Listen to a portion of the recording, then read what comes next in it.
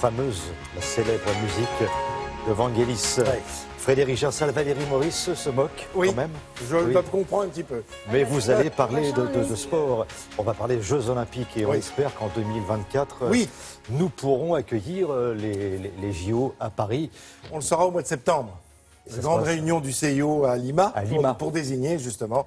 Alors ça a commencé quand cette histoire des Jeux Olympiques, Frédéric? Alors, si on veut parler des Jeux de l'Antiquité, ça remonte à très loin, mais ceux de l'ère moderne, c'est grâce à un certain Pierre de Coubertin qui va se lancer dans le combat. En fait, il s'aperçoit très vite, assez jeune, que les Français, dans leur éducation, il manque du sport. Il manque le sport n'est vraiment pas présent, contrairement à nos voisins anglais ou même les Américains, où ils n'hésitent pas à mettre quelques heures de sport dans le programme de la scolarité, ce qui n'est pas du tout le cas en France.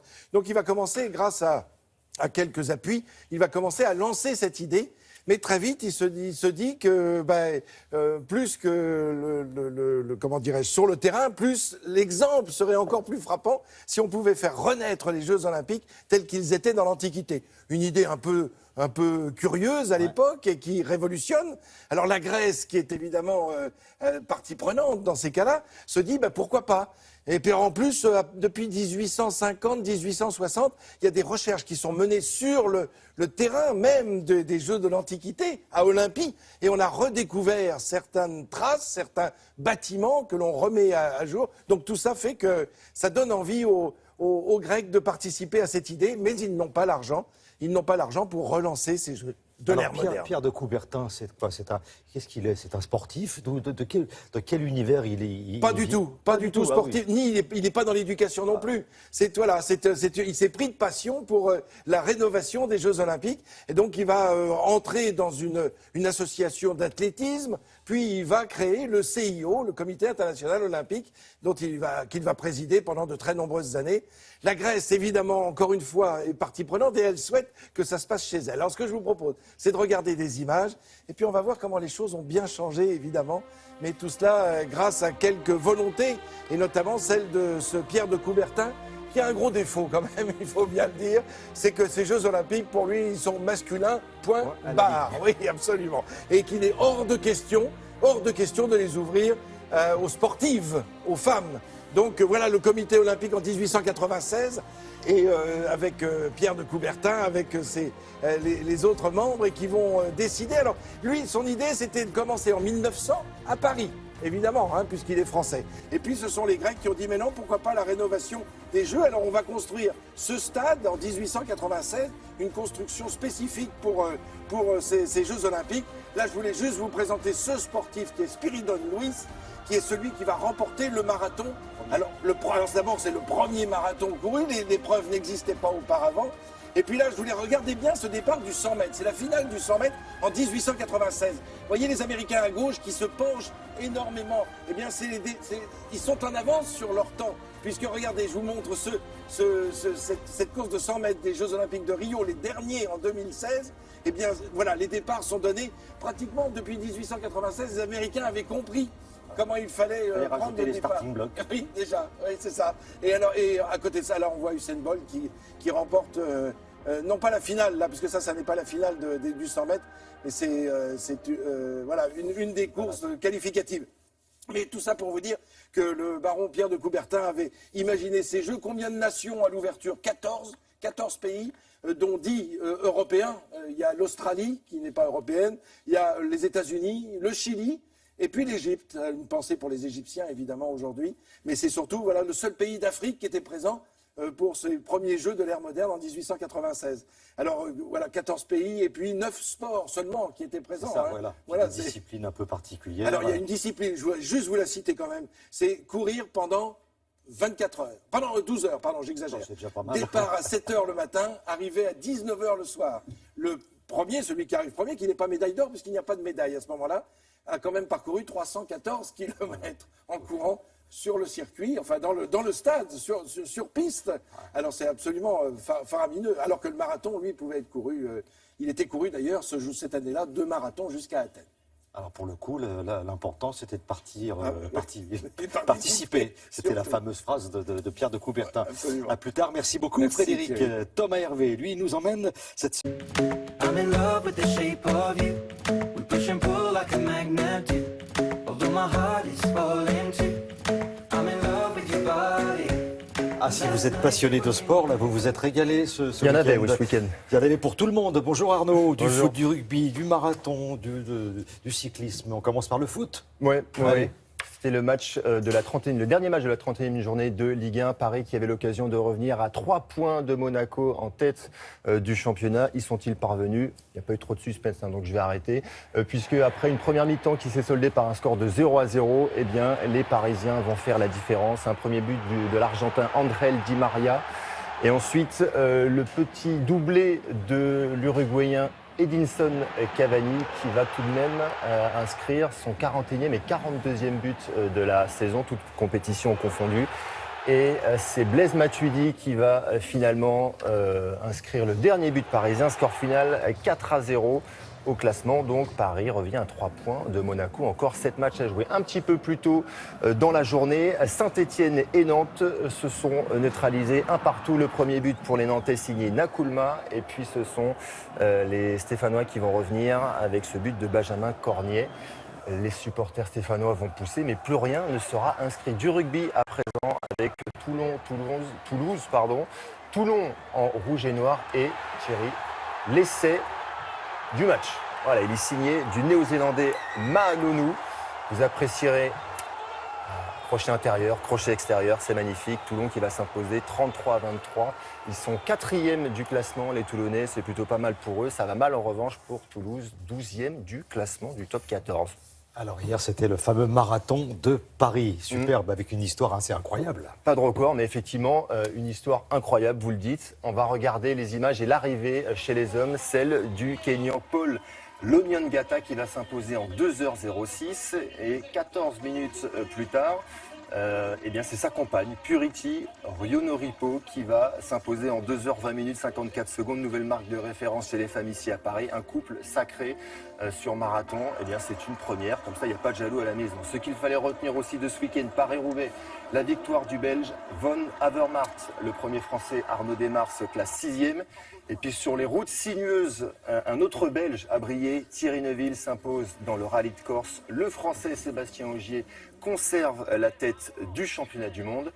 Il y avait également du tennis ce week-end. Alors la France s'était qualifiée déjà après le double de samedi. On a tout de même joué les 2 derniers simples. Jérémy Chardy en bas de l'écran va s'imposer face à Edmunds. Les Français ont donc battu la Grande-Bretagne. Au prochain tour, ce sera les demi-finales. Donc, ils seront opposés à la Serbie. Ce sera en septembre prochain, la Serbie d'un certain Novak Djokovic. Et puis, on termine cette séquence avec cet homme qui n'arrête pas d'écrire l'histoire du basket américain aux États-Unis, Russell Westbrook, joueur d'Oklahoma, qui a signé hier son 42e triple-double. Un triple-double, c'est quoi? C'est quand vous avez 10 unités ou plus dans plusieurs catégories statistiques. En gros, ça veut dire que vous êtes au four et au moulin, que vous êtes un joueur ultra complet.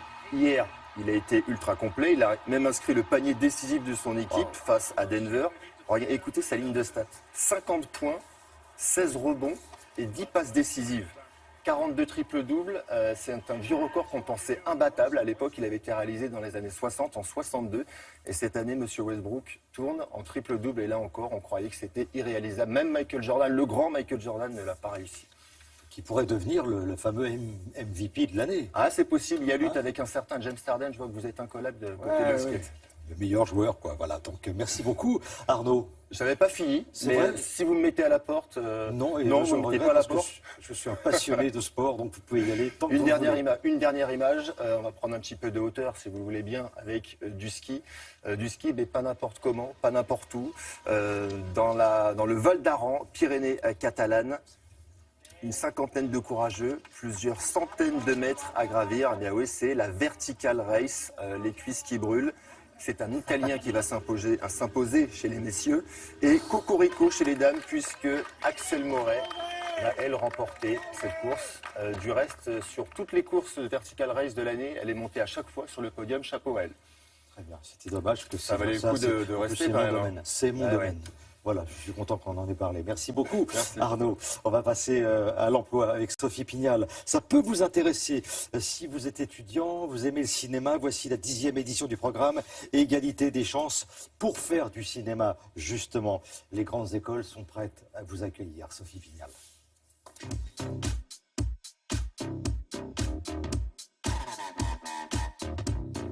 Depuis 2008, la FEMIS et la Fondation Culture et Diversité ont noué un partenariat afin de permettre à des jeunes issus de milieux modestes d'intégrer cette prestigieuse école des métiers du cinéma.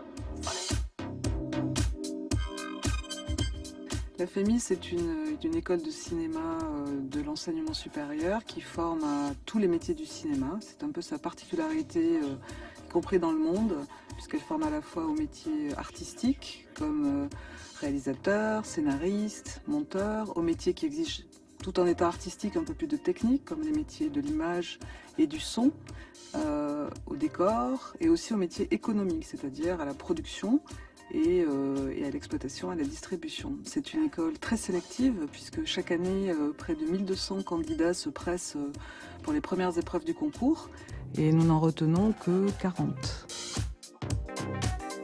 La FEMIS a un partenariat avec la Fondation Culture et Diversité depuis 2008, donc ça fait un petit moment. Nous avons conçu un programme de formation qui s'adresse chaque année à 15 à 20 élèves qui sont issus de l'enseignement après le bac et qui vont être préparés dans la perspective de ce concours.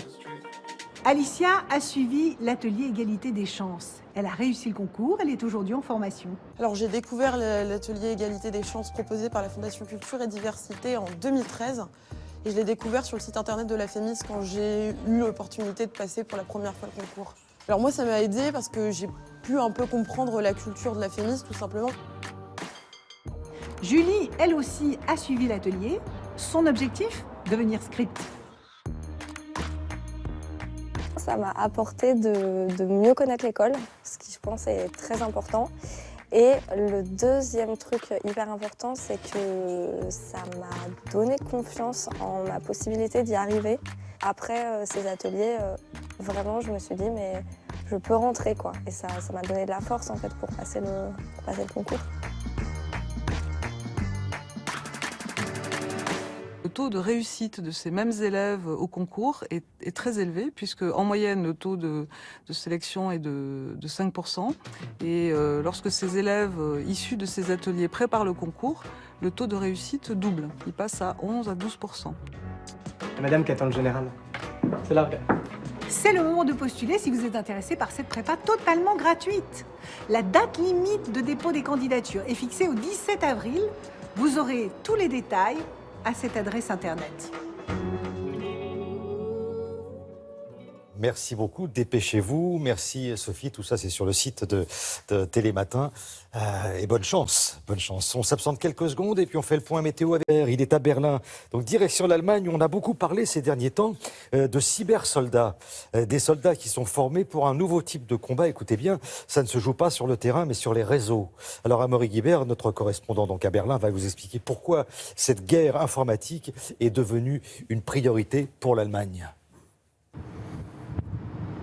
Bonjour à toutes et à tous. Effectivement, cette guerre informatique, c'est une réalité ici en Allemagne et surtout pour son armée. La Bundeswehr a recensé depuis le début de l'année pas moins de 284 000 incidents qualifiés de cyberattaques. Alors ça peut prendre des formes très différentes. Ça va de l'espionnage pur et simple au vol de données en passant par l'intrusion sur les réseaux informatiques. Et toutes les institutions sont concernées. Il n'y a pas que l'armée. Ainsi, le Bundestag, le Parlement allemand, a été l'objet d'une attaque informatique assez importante il y a quelques mois de cela. Ces cyberattaques se multiplient et l'Allemagne est bien décidée aujourd'hui à réagir.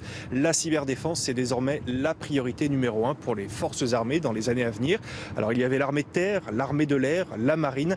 Il y aura désormais une cyberarmée, comme on va le voir dans ce sujet réalisé avec Brice Boussoir et Michaela Verte. Ils portent l'uniforme, mais ce ne sont pas des soldats ordinaires. Ils sont experts en sécurité informatique et font partie de la toute nouvelle division de l'armée allemande chargée de lutter contre les cyberattaques. Dès qu'une attaque met en danger le fonctionnement de l'armée, on a le droit de se défendre de façon offensive. Le piratage, c'est un risque bien réel pour l'armée allemande. D'abord parce que les matériels sont devenus des concentrés de technologie, comme ce véhicule blindé, bardé d'ordinateurs, ou cet avion de chasse. Si des pirates réussissent à entrer dans son système, les conséquences pourraient être catastrophiques. Un autre scénario, c'est que le système de communication de l'armée soit victime d'une attaque alors que ce système est essentiel pour que les soldats communiquent pendant leur intervention. Il pourrait aussi y avoir des attaques sur le réseau global de l'armée dont elle a besoin pour fonctionner. Voilà pourquoi il y a urgence pour l'armée allemande. Elle a lancé un vaste plan de recrutement et de formation d'experts informatiques. Plus de 13 000 soldats dès cette année, un défi. Aujourd'hui, les experts en sécurité informatique sont très demandés. Ça va donc être difficile de recruter les personnes compétentes. L'enjeu est aussi financier pour l'armée allemande, qui va consacrer une grande partie de son budget à ses cyber-experts. Le soldat allemand de demain sera assurément moins sur le terrain et plus devant un écran d'ordinateur. Alors, question à Maury, ces cyber-soldats sont d'abord là pour protéger l'Allemagne des attaques informatiques, mais est-ce qu'ils pourront aussi mener des opérations offensives ?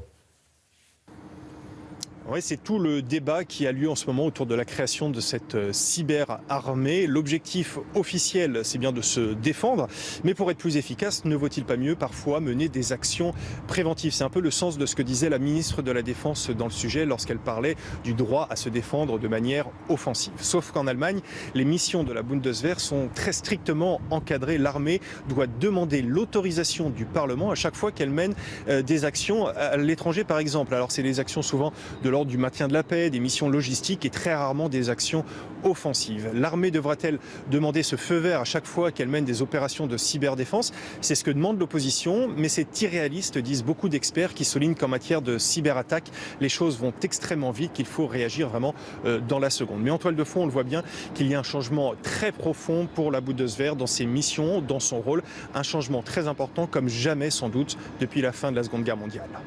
Bonne journée Amaury, merci beaucoup Amaury Guibert en direct de Berlin à la revue de presse à présent.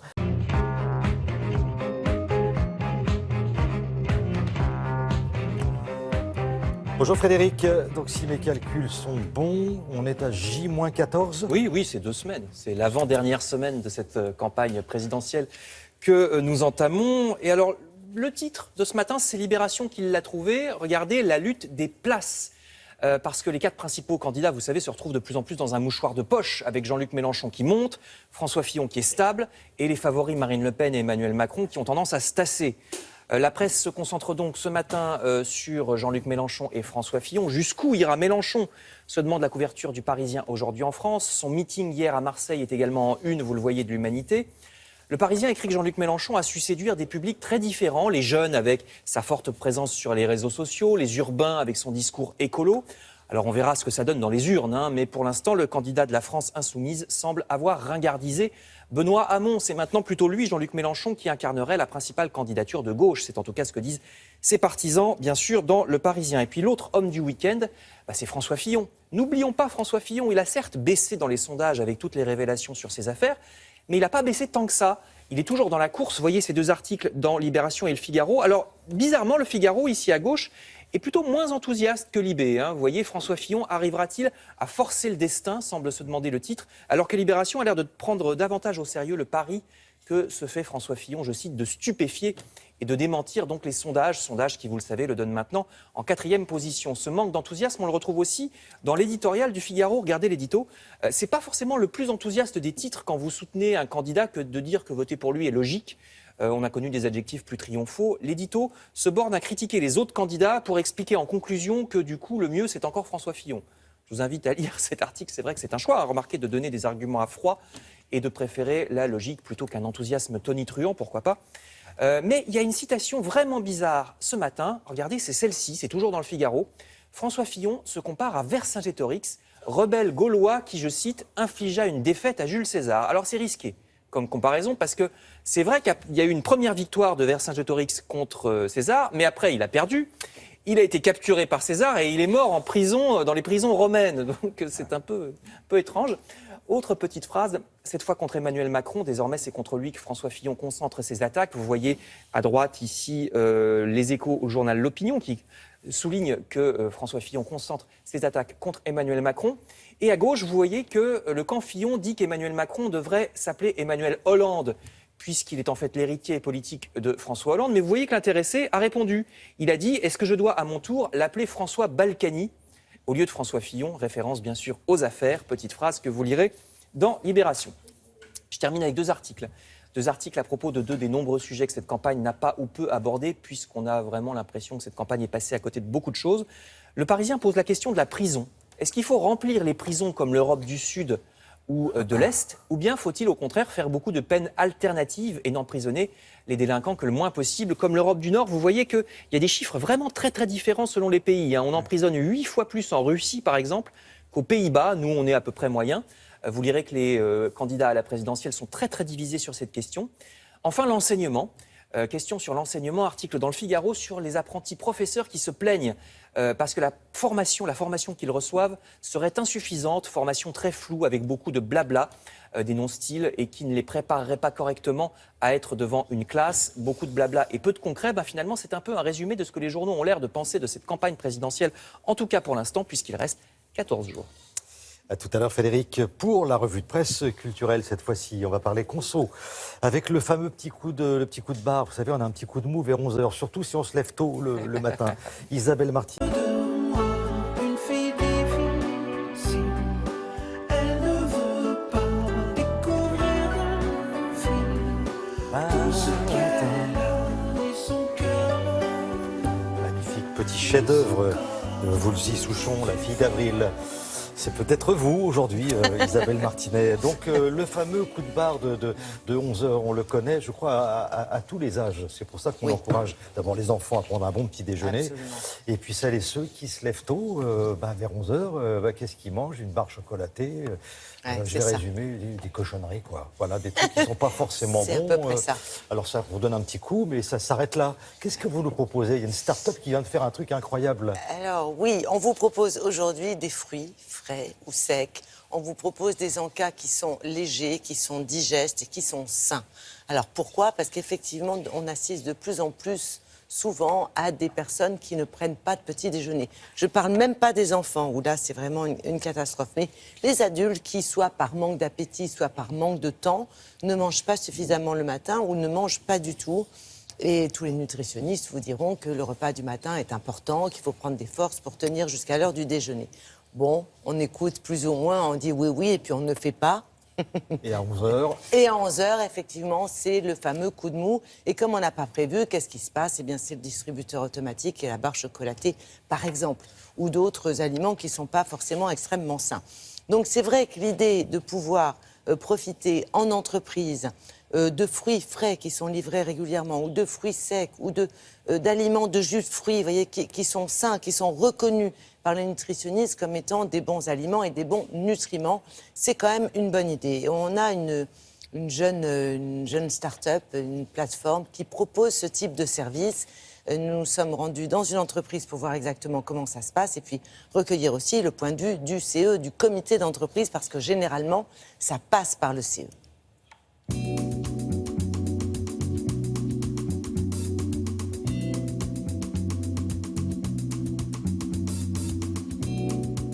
On propose d'aider les entreprises à améliorer le quotidien de leurs salariés en mettant à disposition des collaborateurs des produits de qualité, des fruits frais, des fruits secs par exemple, qui sont livrés toutes les semaines et mis à disposition dans les espaces communs de l'entreprise. On a travaillé à Berlin et à San Francisco après nos études. On a pu bénéficier de beaucoup d'avantages, notamment alimentaires, qui ont réellement amélioré notre quotidien en tant que salariés dans ces entreprises. On a trouvé que c'était une très bonne idée qui n'existait pas encore en France et c'est pour ça qu'on a lancé notre entreprise. Il s'agit d'un système d'abonnement avec un réapprovisionnement du corner environ une fois par semaine. Il y a des fruits frais bio et locaux, des fruits secs, des encas variés et c'est notre mission de conseiller le client pour qu'il ait des produits qui vont vraiment correspondre aux attentes de l'entreprise. Tous les encas que nous proposons sont sains. Ils ont été sélectionnés pour leur apport nutritionnel et l'énergie qu'ils apportent à nos clients au quotidien. Et la force de notre offre réside dans son renouvellement, puisque toutes les semaines, on va proposer des produits nouveaux et qui sont mis à disposition et offerts aux collaborateurs. Globalement, les salariés sont très contents parce que les encas sont sains, les fruits sont bio et sont originaux. En plus, on ne choisit pas les snacks qu'on va recevoir, c'est de la nouveauté quasi permanente, donc c'est très agréable pour nous. En fonction des produits que l'on place dans le corner, le coût est de 2 à 5 euros par salarié par mois et qui est payé en général par l'entreprise ou par le CE. Actuellement, on a 150 salariés ici dans les locaux parisiens et pour cet effectif-là, ça nous coûte à peu près 700 euros par mois. Aujourd'hui, on a plus de 100 clients en Île-de-France.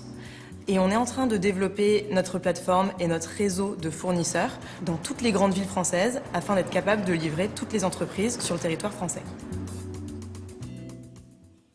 Ça, c'est une très très bonne idée. Mais alors, vous aviez une petite remarque à formuler concernant le principe. Exactement. Moi, j'ai une petite remarque qui ne concerne pas d'ailleurs la start-up, parce que la start-up, l'idée qu'elle propose, elle est bonne. Mais je crois sincèrement que pour que ça se développe, l'entreprise doit contribuer à ce service, c'est bien normal.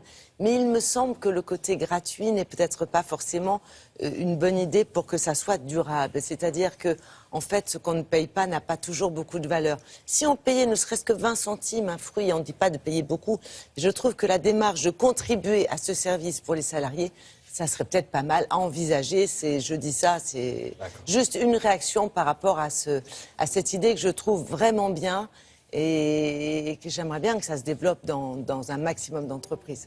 Voilà, pour celles et ceux qui ne prennent pas le bon petit déjeuner. Voilà, tout ça c'est sur le site de Télématin et sur les réseaux sociaux. Merci beaucoup Isabelle. On passe à la météo. Valérie Maurice. Mais on va d'abord retrouver Caroline Roux et son invité pour les 4 vérités. Aujourd'hui, c'est monsieur Jean Lassalle, candidat à l'élection présidentielle. Bonjour. Bonjour, député aussi des Pyrénées-Atlantiques, maire depuis 40 ans, défenseur du monde rural. Mais sur le monde rural, vous allez voir, il n'est pas le seul.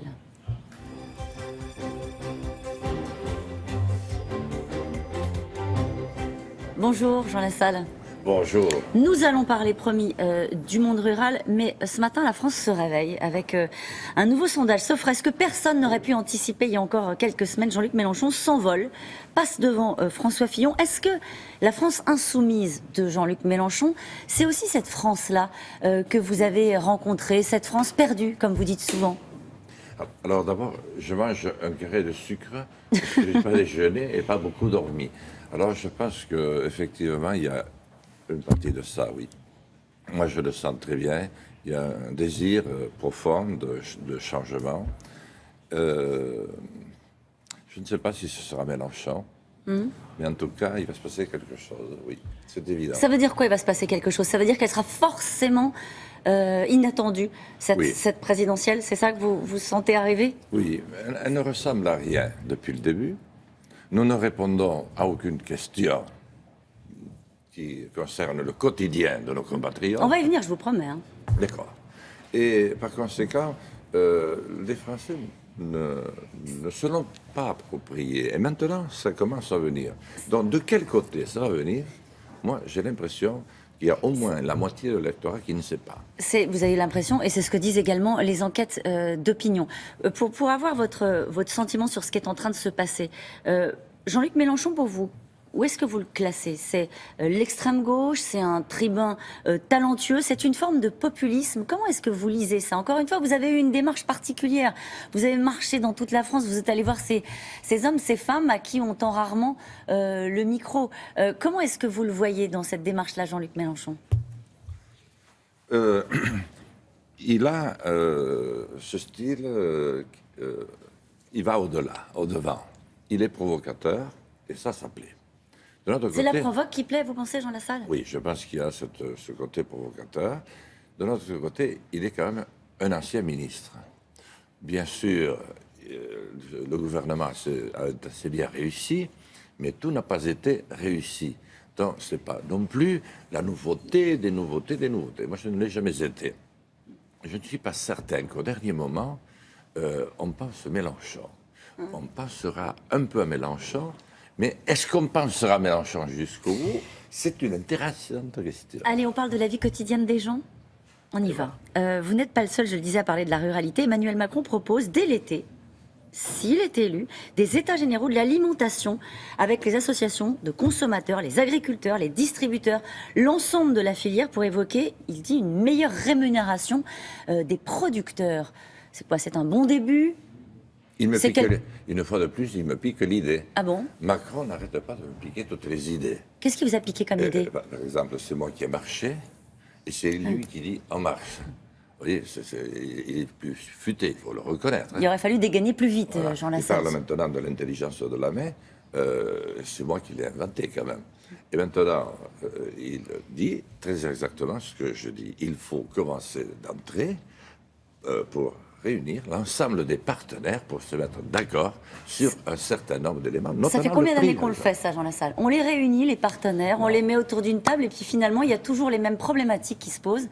À savoir de la grande distribution qui veut faire baisser les prix pour le consommateur qui veut payer moins cher. Alors, fort heureusement, il y a une différence entre Macron et moi.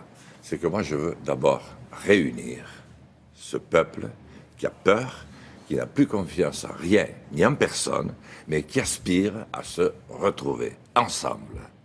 Et à partir de là, il faut que je lui dise comment nous allons faire. Moi, je veux retrouver un espace politique et financier pour notre pays, parce qu'il n'en a pas.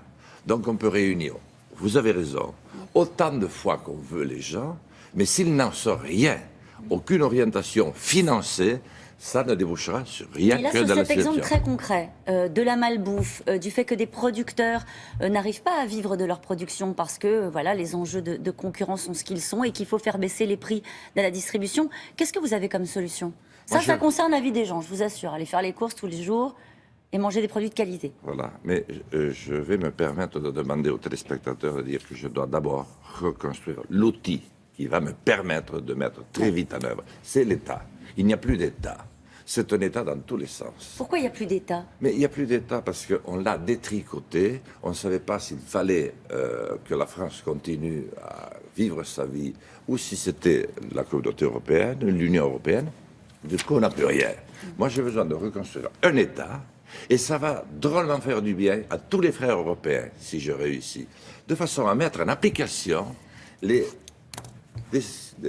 orientations que je prendrai jusqu'au quotidien de nos compatriotes. Pourquoi il n'y a plus d'agriculture?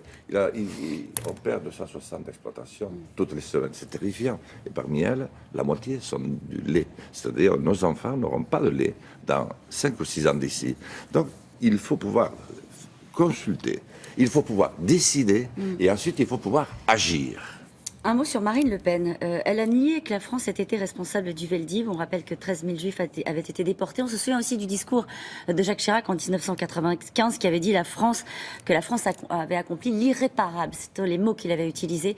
C'est de la provoque, là aussi, de la part de Marine Le Pen, ou c'est plus grave? Ce qu'avait dit Jacques Chirac était très beau. C'était la réalité, c'était sublime.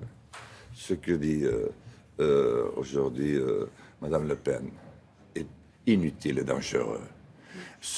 Notre pays est tellement fracturé.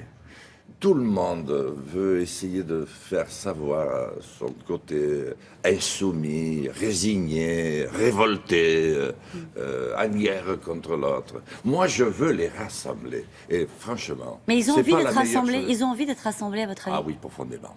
Parce qu'ils sentent qu'il y a danger. Ils sentent qu'il y a danger pour eux. Ils sentent qu'il y a du danger surtout pour leurs enfants. Parce qu'ils voient que de toutes parts, en France comme à l'étranger, les nuages s'amoncellent. Non, Marine Le Pen aurait pu éviter cela. Jean Lassalle, vous êtes battu pour être là ce matin, pour être candidat à la présidentielle. Ça a été long, ça a été compliqué. Il a fallu marcher, il a fallu aller chercher les parrainages des maires. Est-ce qu'elle ressemble à l'idée que vous en faisiez, cette campagne? En tout cas, quand je suis en face de vous ce matin, je ne le regrette pas. Il n'y a pas eu un moment dans cette campagne où vous vous êtes dit qu'est-ce que je suis allé faire dans cette galère? Non, pas du tout. Parce que mon père disait, si tu dois prendre une décision difficile, assieds-toi sur un caillou. Maintenant, on dirait un fauteuil, peut-être, une chaise. Je pense, oui. Et réfléchis longuement, jusqu'à exaspérer ton entourage devant tant d'indécision. Mais si, tout d'un coup, tu décides d'y aller, alors vas-y et ne te retourne pas. Allez, il reste 15 jours. Merci beaucoup. Merci Jean à vous. Lassalle. Bonne journée. C'est à vous, Thierry. Merci beaucoup, bonne journée. Ne bougez pas, hein, juste Red roses too. I see them blue. monde merveilleux, c'est ça, hein, voilà. Quel monde merveilleux, surtout le monde de cette femme que nous allons découvrir grâce à Marie-Mame Joglou. C'est une japonaise qui est connue dans le monde entier. Elle a ce qu'on appelle des followers un peu partout sur la toile. Ouais. Mais qu'est-ce qu'elle a de particulier, cette artiste japonaise, humoriste? C'est une humoriste, une comédienne, et puis surtout, elle n'est pas vraiment comme la plupart des japonaises. Elle fait, on va dire qu'elle est très ronde, elle est très jolie, et elle est très drôle. Parce que vous savez, au Japon, il y a la plupart des filles qui sont là-bas sont très minces, elles font 50 kilos grand max, et elle en fait le double. Mais de ses rondeurs, elle en a fait une force. Et c'est comme ça qu'elle s'est démarquée. Mais elle s'est surtout démarquée parce qu'elle imite extrêmement bien Beyoncé. Vous allez voir, c'est du très très haut niveau, hein, vous allez voir dans le reportage. Effectivement, elle est suivie par plus de 6 millions de personnes 6 millions. Sur Instagram. Elle fait la une des magazines, les plateaux télé. Elle a créé sa propre marque de vêtements. Ce qu'elle porte, c'est osé, c'est sexy, c'est coloré. Et les Japonais l'adorent. Voilà, elle est différente des autres et surtout aujourd'hui, eh bien, elle est devenue la porte-parole des femmes rondes. Ah, ça c'est génial. Ça c'est bien parce qu'elle répète sans cesse, il faut se sentir bien avec soi-même, qu'on soit mince ou pas. C'est pas forcément évident pour tous les Japonais. Alors c'est Naomi Watanabe. Naomi Watanabe, exactement. Hello everyone in Japan. I'm Naomi. There's enough. Oh yeah. Naomi Watanabe, si elle a énormément de succès au Japon, c'est d'un côté pour sa morphologie qui est un peu atypique, mais surtout parce qu'elle a su en rire. Elle a su prendre du recul et beaucoup d'auto-ironie sur le fait que ce soit une femme assez ronde, avec des formes, alors que la majorité des japonaises sont très très fines. Il suffit de parler avec n'importe quel japonais de Naomi Watanabe pour qu'ils disent « Ah, elle est grosse, mais elle est rigolote ». Et c'est ce « mais elle est rigolote » qui fait toute la différence là où ils auraient pu faire « Ah, qu'est-ce qu'elle est grosse ».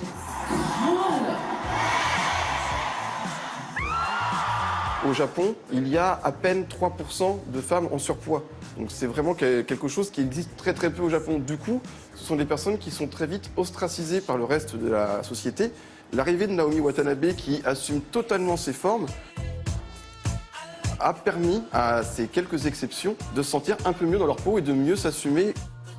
Si Naomi Watanabe a choisi la carrière de ce qu'on appelle talento au Japon. Donc c'est comme talent en français, mais on rajoute un O parce que c'est la langue japonaise. Et pour être talento, il faut tout de suite se faire connaître, avoir quelque chose de très très significatif, une petite signature à soi. Elle, ça a été sa danse de Beyoncé qu'elle a ensuite déclinée en imitant Lady Gaga.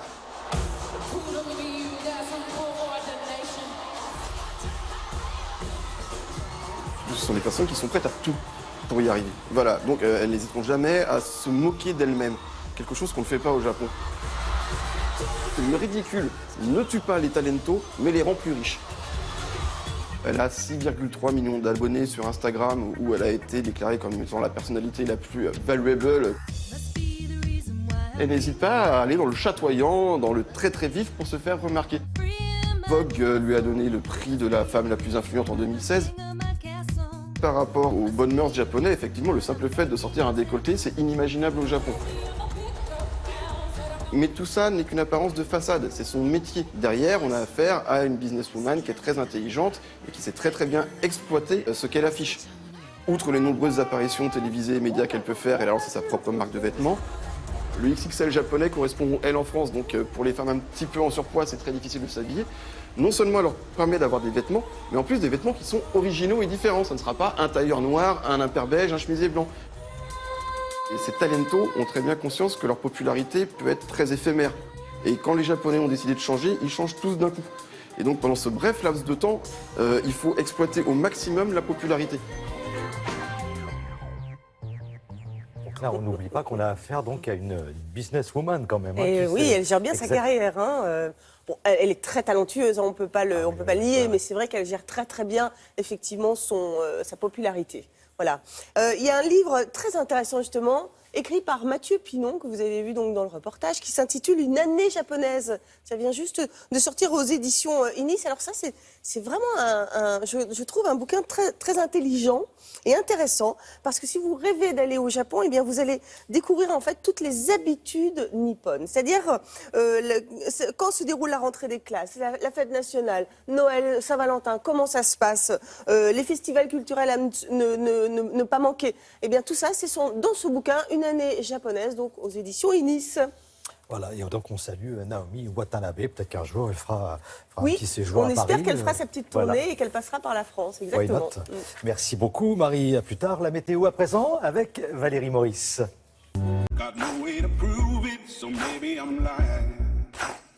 C'est une femme qui va nous parler de sport, Frédéric. Monsieur le baron Pierre de Coubertin. Bonjour Julien. Bonjour. Donc on va à Nice, au Musée national du sport à Nice, où tous les ans, il y a une carte blanche qui est donnée, c'est ça, à un artiste. Oui. Comme très souvent, les expositions, c'est aussi le fruit d'une rencontre. Et vous l'avez dit, là, vous avez au départ une rencontre entre C215, Christian Guémy, street artiste très célèbre, connu pour ses engagements et puis qui travaille sur des pochoirs dans un style très reconnaissable. Donc d'un côté, vous avez cet artiste, vous avez cette carte blanche donnée par le Musée national du sport de Nice. Et puis vous avez aussi Thibaut Sarda, ancien sportif, qui est commissaire de l'exposition. Alors l'idée, vraiment, c'est d'héberger 80 portraits à peu près de sportifs, alors je précise de sportifs de toute génération, de toute catégorie, de toute nationalité confondue, le tout réalisé sur des supports uniques, car ces portraits ont été dessinés sur des objets personnels et qui ont appartenu à des sportifs. Donc vous allez voir, c'est des objets plutôt étonnants, plutôt insolites. Alors l'idée aussi, c'est de rendre hommage à certains sportifs, notamment ces sportifs disparus en 2015 dans cet accident d'hélicoptère en Argentine. Donc je cite Alexis Vastine, Camille Muffat, Florence Artaud. Ils sont aussi présents dans cette exposition et c'est très important d'en parler, c'est important pour leurs proches. Et puis Thibaut Sarda, ancien sportif, comme je disais, était ami avec Alexis Vastine. Donc c'est quelque chose qui leur tient à cœur. Et puis ce n'est pas que ça, puisqu'on parle quand même de l'artiste Christian Guémy, C215, qui est un artiste engagé. Donc l'idée aussi, ça va être vraiment de porter un message. Alors on va par exemple parler de Yousra Mardini, qui est une artiste, qui est une sportive syrienne, qui a participé aux Jeux Olympiques les derniers dans la fameuse équipe de réfugiés, qui a représenté pour la première fois cette nationalité aux Jeux Olympiques. Et puis on parle de dopage, de dérives liées à l'argent, liées à la célébrité. Le tout, c'est à Nice. L'exposition s'appelle Athlète. Et c'est maintenant. Le vainqueur, celui qui est en train de martyriser le bassin. Oh, Michel Boclet, il l'a fait. Allez, Mehdi, merci à toi. Oui, Mehdi Zidane, deuxième but de Zidane. Et c'est le doublé de Zinedine Zidane. Fantastique, phénoménal. J'ai accepté ce projet, finalement, d'embrasser ce projet parce que je n'étais pas un grand fanatique de sport. C'est une affaire d'émotion, en fait. Thibaut Sarda, qui portait le projet, était tellement ému. Il m'a réclamé la possibilité, en tout cas, de réaliser le portrait d'Alexis sur une paire de gants de boxe pour l'offrir à ses parents. Et ça m'a beaucoup touché. Si on peut, avec tous ses amis du team olympique français, réaliser une exposition ensemble où chacun des athlètes fournirait un équipement et mobiliser les gens pour valoriser la mémoire d'Alexis, de Camille et de Florence, eh ben, faisons-le.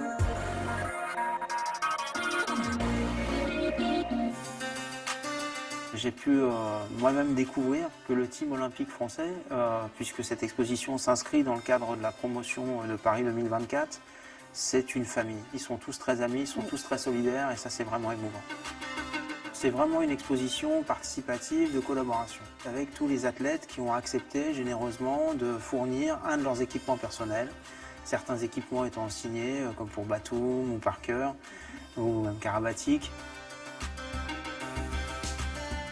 On est loin, entre guillemets, de vos sujets de prédilection, de vos discours, du côté un petit peu symbole. Donc... Alors j'ai accompagné Thibaut dans cette exposition qui serait presque une exposition de commande, jusqu'à un moment où j'ai dit, voilà, il faut absolument que je m'y retrouve et que je puisse faire parler non pas seulement le sport dans son apologie, mais aussi de mettre en relation la société et le sport et de faire parler la relation du sport notamment à l'argent, au dopage, à la question du racisme, celle des immigrés, celle du merchandising, celle de l'idolâtrie, parfois même des dérives de notoriété, Donc on trouve aussi bien un ouvrage de Lilian Thuram qui montre que les sportifs ne sont pas tous des écervelés. On a Usain Bolt sur $1 jamaïcain. On a une scène de Jordan qui grimpe sur un tiroir-caisse qui a été peint dans un magasin parisien. On a un gilet de réfugié qui a été trouvé sur l'île de Lesbos, sur lequel j'ai peint le portrait de Yousra Mardini, qui était une réfugiée syrienne qui a tracté pendant 3 heures avec sa sœur 18 réfugiés jusqu'à l'île de Lesbos. On a Jess Owens qui a fait taire Adolf Hitler dans les Jeux Olympiques de 1936. Tout un tas d'aspects qui finalement nous éclairent sur le rapport de la société et du sport. J'ai pu aussi découvrir qu'en peignant chacun de leurs portraits derrière leurs équipements qui correspondent finalement presque à des uniformes, c'était une manière aussi d'humaniser le nom, leur discipline ou l'étendard qu'ils portaient.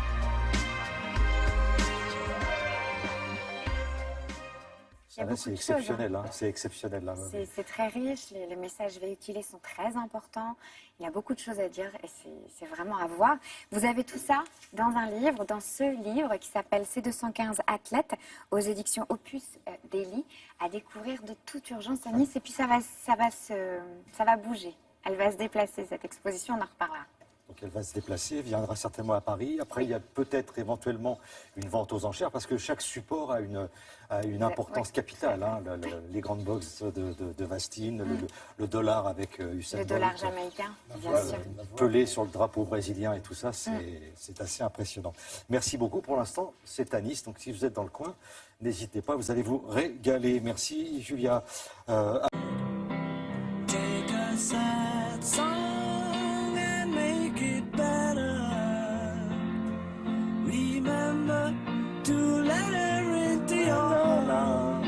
Voilà, il y a une raison, vous allez voir pourquoi il y a It Joule là, c'est parce que évidemment à la fin, vous vous souvenez, à la fin de It Joule, il y a il y a quelque chose de très positif. Alors, vous allez voir ce que j'en fais dans expliquez-nous pourquoi, selon ce qu'on écoute, on est chamboulé, on est gai, on est triste. Alors l'émotion, c'est un bouleversement intérieur, hein, dit le dictionnaire. Enfin, et la musique est très forte pour ça, pour justement le bouleversement intérieur. Et parfois on comprend pas toujours pourquoi, parce que il y a une chanson parfois qui est mi-triste ou mi-gai, ou parfois quand c'est extrêmement triste, voilà, vous prenez l'Adagio d'Albinoni, voilà, on sait pourquoi on est triste. Mais je trouve que de plus en plus les musiques sont finement amenées sur le côté majeur-mineur. Alors il faut imaginer que tout ça date du XVIe siècle. Avant le XVIe siècle, au Moyen Âge, il y avait plein de genres musicaux différents et de modes, ce qu'on appelle le mode musicaux, c'est-à-dire qui existent encore dans le reste du monde. C'est que parfois vous êtes en quart de ton. Vous savez, les musiques indiennes ou les musiques un peu arabes ou orientales, où d'un seul coup on se dit c'est bizarre parce que nous on n'est pas habitués. Nous on est habitués au demi-ton et on est habitué justement au mode majeur-mineur. On n'est pas vraiment habitué à ce genre-là. Donc c'est vrai que quand on écoute, on dit oui c'est sympa, mais au bout du troisième morceau, on a l'impression que c'est le même morceau parce qu'on manque de culture justement. Ça c'était avant, il y avait plein de genres musicaux et nous en Occident, on a gardé majeur-mineur. Et vous allez voir dans l'explication que je fais juste après, en tout cas un garçon très doué et plutôt beau garçon, qui explique ensuite, juste après, vous allez voir comment ça fonctionne et pourquoi toute la musique occidentale a été construite là-dessus. Lancement. Que tu aies plus de 18 ans ou moins de 18 ans, cette chronique te concerne. Oui, parce que nous allons parler du majeur et des mineurs. Et pas l'âge, non, les modes musicaux. Ben oui, parce qu'en Occident, depuis le XVIe siècle, il y a 2 modes musicaux. Le majeur et le mineur.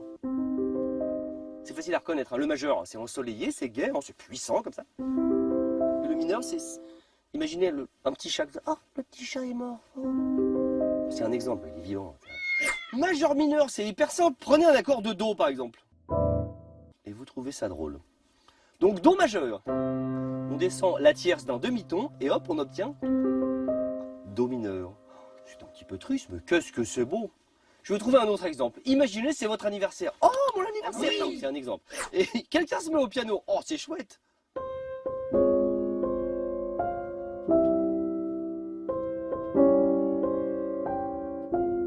Bah oui, en mineur, ça change tout. Enfin, c'est quand même votre anniversaire, c'est déjà ça. Autre exemple, la musique du parrain, signé Nino Rota.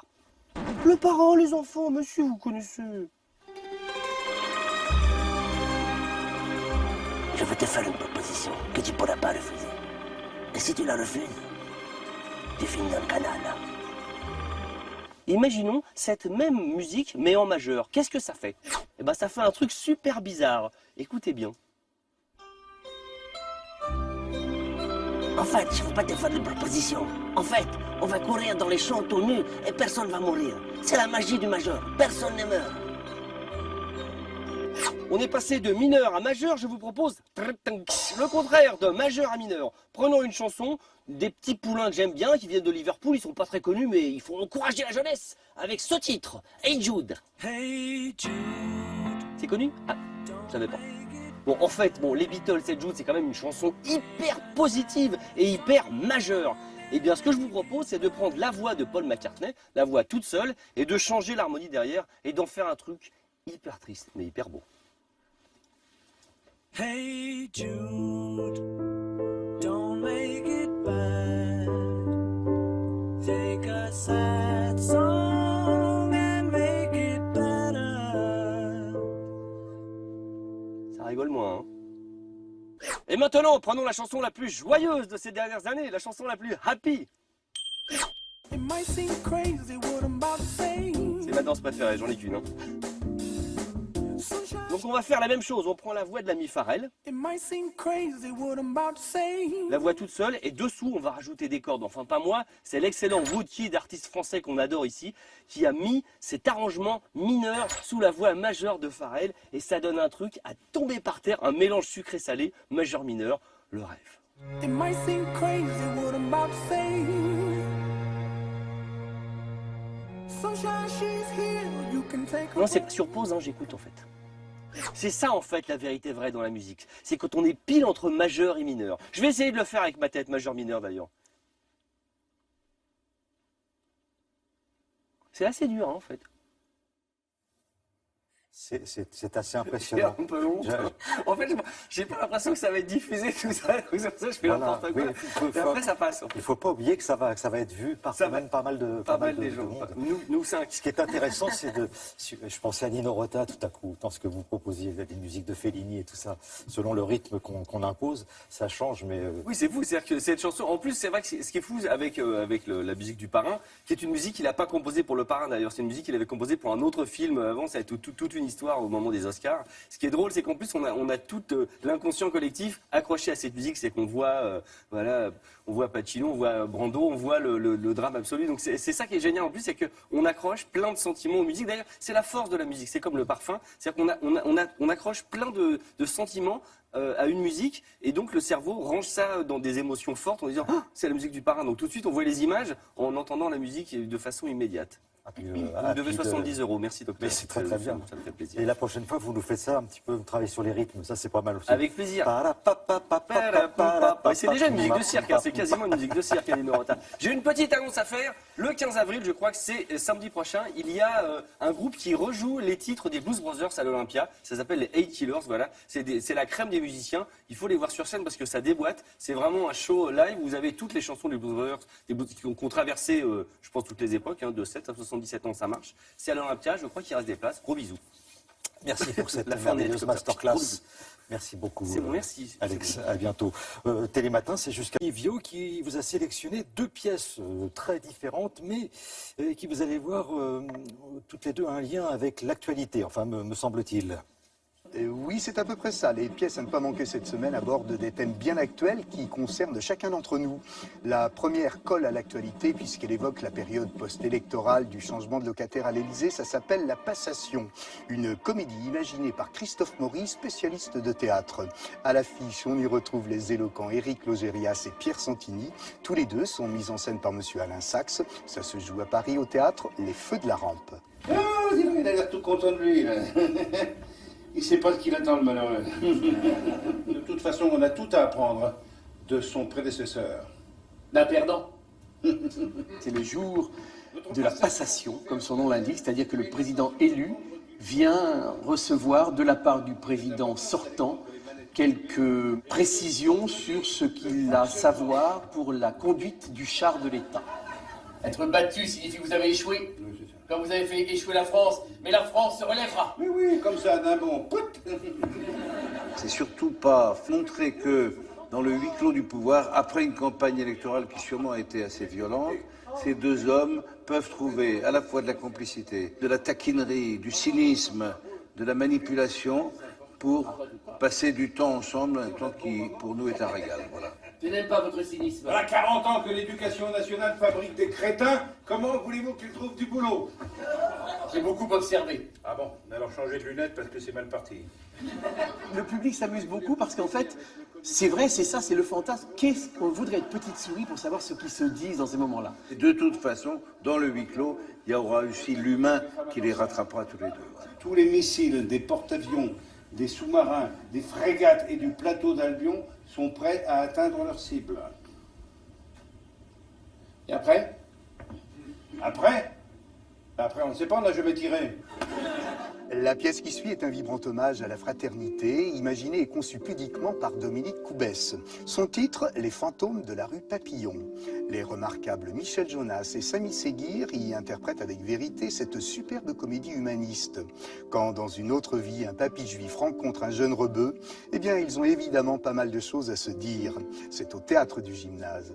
Qu'est-ce que t'as fait, mais pourquoi t'as tiré? T'es dingue? Est-ce que tu m'entends là? Et sur la banquette, c'est qui le mort? En plein dans le mille. Fais pas cette tête-là, t'es mort, ça arrive à tout le monde. Moi, vieux juif, je suis tué le jour de la RAF, je le dis, le 16 juillet 1942, par un policier français. Quelques temps après, c'est-à-dire 70 ans, un jeune beurre est tué lors d'une bavure policière. Et bien on se retrouve tous les deux, fantômes, au même endroit, devant le cadre de la rue Papillon, et tous les deux à cause du racisme, de l'antisémitisme, du délit de sale gueule. On s'y fait vite. Tiens, regarde. Moi aussi, je me suis fait tuer par un policier français. Pas par un boche, hein. Qu'est-ce qu'il va dire, mon père? Il va me tuer? 2 fois dans la même journée, ça va faire beaucoup. Je vais demander à ce jeune homme de m'aider à comprendre ce qui s'est passé, à comprendre ce qui est arrivé à ma famille. Le personnage d'Aïssa dans la pièce, il essaye à tout prix de ne pas lui montrer ce qu'il est arrivé à sa famille par pudeur et parce qu'il n'a pas envie d'en parler et qu'il ne veut pas lui faire de peine. Moi, je suis arabe, vous êtes juif et on s'est fait buter tous les deux qu'à cause de ça. Allez-y, monsieur Joseph, demandez-lui. On bouge dans là, espèce de bouffon. C'est aussi le choc qu'il y a entre ces deux cultures, ces deux époques. C'est vraiment une pièce sur le rapprochement et sur l'imbécilité du rejet de l'autre à cause de sa différence. Mais là, c'est qui, là? C'est le Dieu des Juifs, le mien ou celui des Français? Bah, c'est le même.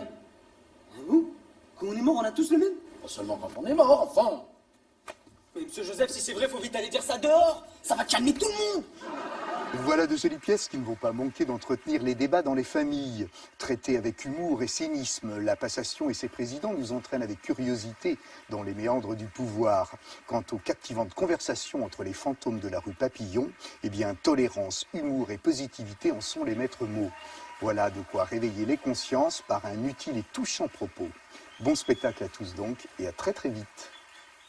Merci Jean-Philippe. Voilà, 4 super comédiens, Logérias, Eric, Pierre Santini, Michel Jonas et Samy Seguir. Bon théâtre, la revue de presse après Julia, et on va parler de ce qui s'est passé il y a quelques jours à Stockholm, et justement après cet attentat, les Suédois s'expriment sur la toile, Julia. Exactement, les Suédois affirment leur liberté, leur amour de la vie sur les réseaux sociaux. Ils veulent continuer à vivre et tiennent à le faire savoir sur le web. Alors vous allez voir, Twitter est envahi de photos de gens qui sortent, de gens qui continuent à vivre leur repas, leur fin de soirée, leur sortie, leur marche dans Stockholm, qui pour eux est la plus belle ville du monde. Ils disent sous le hashtag « Vous ne me faites pas peur ». Et ils publient leur quotidien en précisant que le terrorisme ne changera ni leur habitude ni leur façon de penser. Et on peut découvrir sur Internet, sur Facebook, sur tous les réseaux sociaux, leur soirée, leur week-end. Ça rappelle un petit peu, vous savez, le « Je suis en terrasse » qui avait suivi à Paris, où tout le monde se prenait en photo en train de boire des verres en terrasse, en train de sortir, en train de s'amuser. L'idée, c'est de montrer qu'on fait la fête, qu'on continue à vivre et qu'on ne changera rien à ses habitudes. Et c'est via le vecteur du web qu'on va pouvoir le partager, le diffuser et montrer qu'on résiste et qu'on n'a pas peur. Merci beaucoup. Livre tout de suite, mais on va essayer de les encourager à lire sur la toile, Julia. Oui, exactement. Alors, vous parlez des enfants, ça marche pour les ados, puis ça marche aussi très bien pour les adultes. C'est une appli qui s'appelle getchatstories.com. C'est absolument génial. Alors, vous allez découvrir par bribes, qui vont vous arriver regarder sur votre téléphone, en SMS, les phrases d'une histoire. Et au fur et à mesure, regardez, on rentre dans l'histoire. Et ce sont des messages qui arrivent en SMS. C'est une histoire qui fait 3 minutes et qui arrive sur votre téléphone portable. L'idée, c'est d'inciter la jeune génération à lire et à se se replonger dans des romans. Alors polar, roman, essai, histoire vraie, imaginaire, thriller, amour, science-fiction. Vous avez tout pour vous évader en quelques minutes et vivre vraiment une aventure. C'est absolument génial. Et en plus, l'appli va donner sa chance à des auteurs qui vont pouvoir participer à un concours d'écriture et être ensuite les auteurs de ces fameuses histoires. Ça s'appelle getchastories.com et c'est absolument génial. Et en plus, sans faute d'orthographe, ça va être génial. Évidemment. Génial. Merci beaucoup, Julia. La météo avec Valérie.